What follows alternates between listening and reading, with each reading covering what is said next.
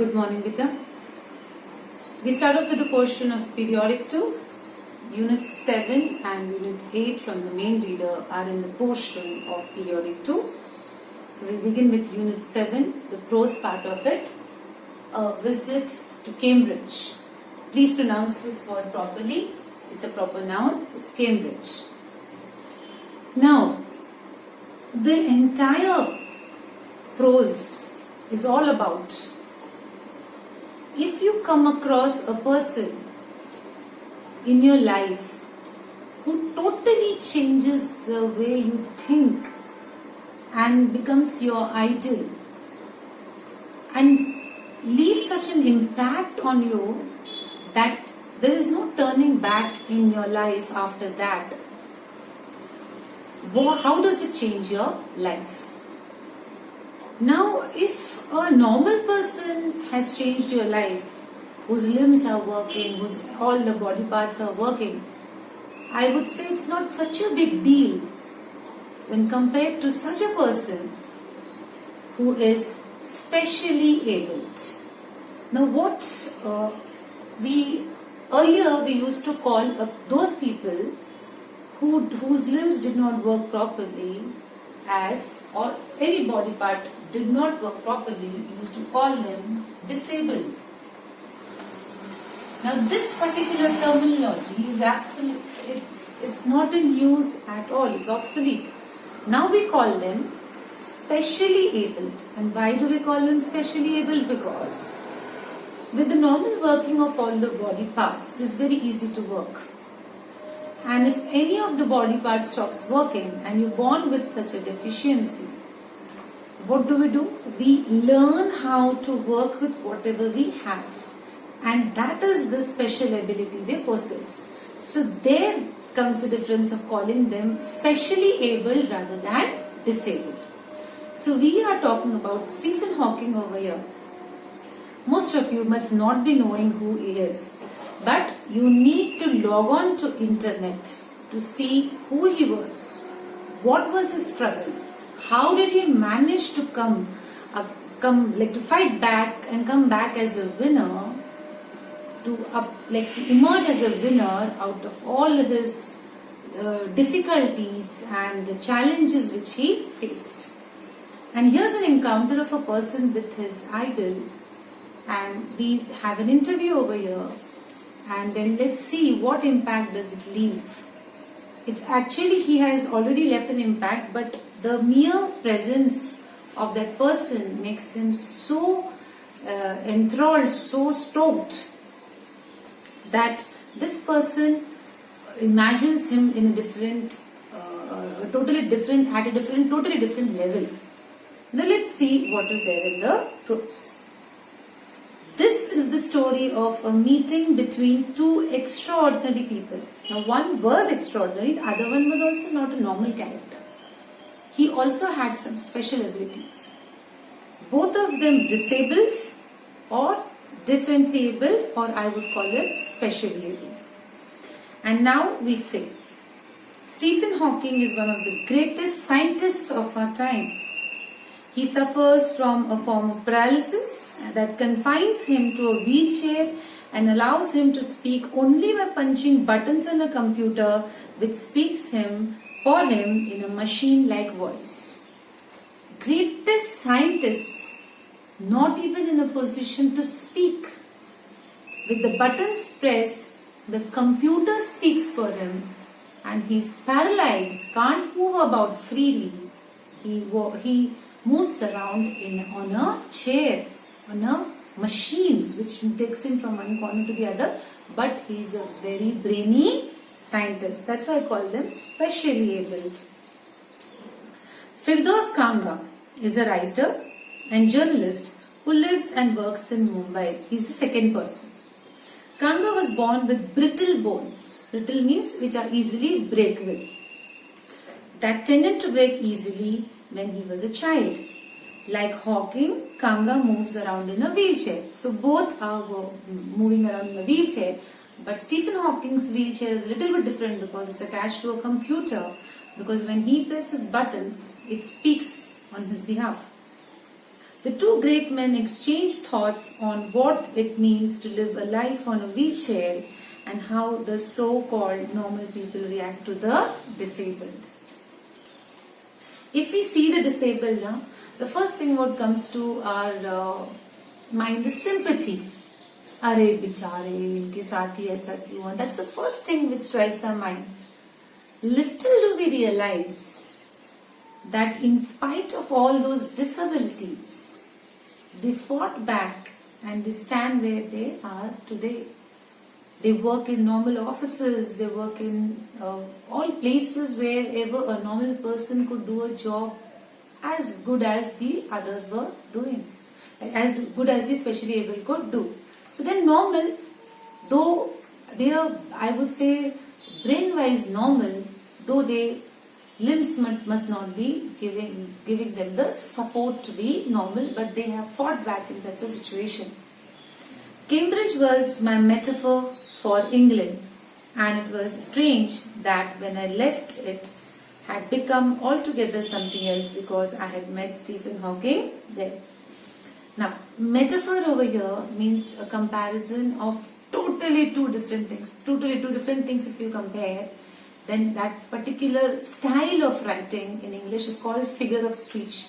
So metaphor is a figure of speech where we compare two totally different things. So the Cambridge place over here had become a metaphor for England for him because he had met who Firdaus Kanga had met whom Stephen Hawking over there. That's why he is comparing these two places in a very different manner. It was on a walking tour through Cambridge that the guide mentioned Stephen Hawking, poor man who is quite disabled now, though he is a worthy successor to Isaac Newton, whose chair he has at the university. So he was on a tour, where he was visiting places, Firdaus Kanga, where the guide told him that Stephen Hawking stays over here and that he is disabled, like the same way as I said, you would sympathize with him. You would always say that that person can't do this, person can't do this. And the guide went on in the same way. And I started because I had quite forgotten that this most brilliant and completely paralyzed astrophysicist, the author of A Brief History of Time, one of the biggest bestsellers ever, lived here. So that guide mentioned about his wheelchair and then he being disabled, and then after Isaac Newton you would call him a great scientist. But this man knew what were his contributions to the society. He was completely paralyzed, he knew that, but he was an astrophysicist, a person who deals in the branch of science, of physics, dealing with the stars and planets and celestial bodies. And he was the author of the bestseller. Books, when they are sold, when you write something and they sold at a very huge quantity, like large number of books are sold out, then it's called a bestseller. So A Brief History of Time was one of the biggest bestsellers which Stephen Hawking had written, and he knew that he lived over there. When the walking tour was done, I rushed to a phone booth and almost tearing the cord so it could reach me outside, phoned Stephen Hawking's house. This guy couldn't walk either, so he was on a wheelchair. So he couldn't go inside the telephone booth, so he had to take the receiver, which had a cord attached to it, and pull it out almost where he was standing out, like sitting on a wheelchair outside. And he wanted to ring up Stephen Hawking. There was his assistant on the line, and I told him I had come in a wheelchair from India. Perhaps he thought I had propelled myself all the way up to write about my travels in Britain. So he was a writer, right? So he used to write his accounts where he would travel and what all would he see. So he told that assistant of Stephen Hawking that I am from India, I am also on a wheelchair. So she thinks because of his anxiety that he must have come flying on a wheelchair only because he's that excited in his tone. I had to see Professor Hawking. Even 10 minutes would do. Half an hour, he said, from 3:30 to 4. So he was pleading, can I get to see him? 10 minutes, half an hour, whatever you say, I am ready. And suddenly I felt weak all over. growing up disabled, you get fed up with people asking you to be brave as if you have a courage account on which you are too lazy to draw a check. Anybody who sees such a person would go to him and sympathize, as I said. अरे आप ऐसा करिए, अरे आप ऐसा करिए, आप अपना दिल मन छोटा करो. This is all we tell him. This is all the normalcy we tell him. Little do we realize that they don't have something called an account of power, an account of positivity, which they are not encashing on. When you go on pinpointing at the little they have, making them continuously realize that you have little, do you think they will be left in a very optimistic state of mood? No. That's what that particular paragraph means over here, the particular line means over here. They don't have an account from which they don't encash. We are the people who continuously pinpoint at their weaknesses and continuously keep telling them, oh, you need not worry about it, oh, life will be normal, which is like far from reality. Life won't be ever normal for them. You and I could climb the Everest, but they might have climbed a staircase over there. A step on the staircase also they wouldn't have taken. The only thing that makes you stronger is seeing somebody like you achieving something huge. Now the only drive that can push you through is to meet somebody who is equally in a bad condition as you are and he has done wonders in his life. Then you know how much is possible and you reach out further than you ever thought you could.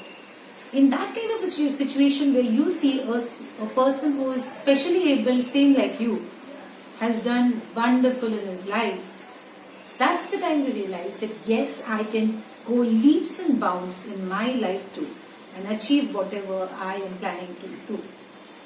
I haven't been brave, said his disembodied computer voice. The next afternoon, I have had no choice. So he said, I was left with no choice. I had to do it. I haven't been brave. You can't tell me I was very brave. People left me no choice except for choosing bravery. I knew I had to do it. Surely I wanted to say, living creatively with the reality of his disintegrating body was a choice. Now if you know your body is not going to stay the same in the coming future, still not allowing that knack, that particular thought to hit your brain is bravery, but he didn't have a choice. He had to be brave enough to face such a situation. But I kept quiet because I felt guilty every time I spoke to him, forcing him to respond. He meets him. He is so engrossed, so captivated in his speech that doesn't want to force him to say something. He just wants to listen to what that man is saying. There he was, tapping the little switch in his hand. That's how he spoke, trying to find the words on his computer with the only bit of movement left to him, his long, pale fingers. Now, if your hand also stops moving and you don't know how to press a button, that body is not allowing you to press even the button, how would Stephen Hawking talk?